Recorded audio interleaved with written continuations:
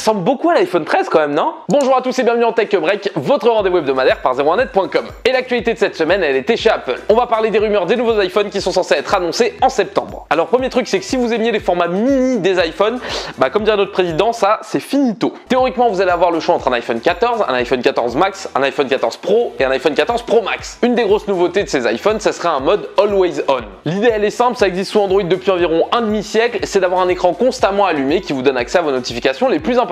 Pour les écrans, on serait de 6,1 pouces à 6,7 pouces, c'est-à-dire la même chose qu'on peut retrouver sur les iPhone 13 à 13 Pro Max d'aujourd'hui. Pour la vidéo, on pourrait potentiellement filmer en 8K et on aurait surtout une amélioration des photos en basse lumière. Parce que je vous invite à essayer de prendre une photo de nuit avec un iPhone, c'est tout simplement dégueulasse. La grosse nouveauté sur cette gamme, ce serait le design, on n'aurait plus l'horrible encoche qu'on a depuis des années, on aurait ça. Et c'est vrai que c'est un peu plus joli quand même. Pour les prix, ça commencerait à partir de 300 €. Non, je déconne. On devrait être aux alentours des 1000 € pour les modèles d'entrée de gamme et jusqu'à 1700, 1800, 1900 € pour les modèles à 1 Tera. Et le chiffre de cette semaine, c'est 3,3 millions. C'est le nouveau record d'audience sur Twitch. Il a été réalisé par un streamer du nom d'Ibai Llanos Galatea, qui se fait aussi appeler Ibai. Ce qui est pas incohérent, Ibai, vu que c'est son prénom. En fait, c'est comme si vous m'appeliez Jordan, quoi. Logique. Ce streamer il a tout pété grâce à un événement qui s'appelait la Velada del Año 2, qui veut dire la soirée de l'année 2. Oui, Tech Break, c'est aussi des cours d'espagnol. L'idée de cette soirée, c'est 5 combats de boxe pendant lesquels s'affrontent des streamers et des créateurs de contenu. Le live il a duré 5h30, il a gagné 400 000 abonnés Twitch durant la soirée, ce qui lui a fait un total de 11,1 millions d'abonnés Twitch. Pas mal. Alors ces chiffres ils sont fous, mais ils pourraient peut-être sauter le 8 octobre, parce que si vous ne le savez pas, le 8 octobre, un certain Squeezie, accompagné de jeunes talents qui débutent dans le game comme Gotaga, Domingo, Jilcy, etc., vont faire une course de Formule 4 en live sur Twitch depuis le circuit du Mans, donc à tout moment les 3,3 millions de notre ami espagnol. C'est ciao.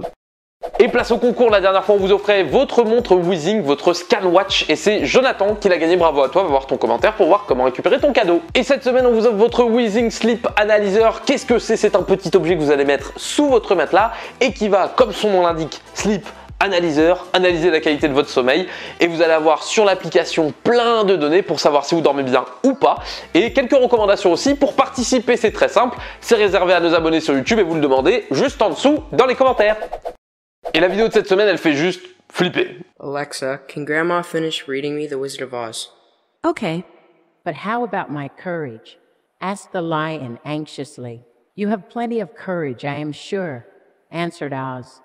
Bon, ce que vous venez de voir, c'est un projet d'Amazon qui a été dévoilé pendant leur conférence annuelle qui cette année était à Vegas. L'idée est simple, utiliser la voix d'un de vos proches décédés sur une enceinte Alexa. Rien qu'en le disant à l'instant, j'étais mal à l'aise, alors j'imagine pas le mec qui a dû le présenter sur scène. Ce que vous avez vu, c'est une démo dans laquelle on voit un enfant demander via Alexa à sa grand-mère qu'on imagine décédée de lui lire Le Magicien d'Oz. Alors que dire, mis à part tous les problèmes moraux que ça peut poser, mais rien que ça mériterait un long métrage. Amazon n'a absolument pas expliqué comment ça fonctionnerait. Est-ce que la personne décédée doit avoir déjà utilisé une enceinte Alexa, ou est-ce qu'il faut envoyer un audio de la personne décédée pour que ça puisse créer le deepfake?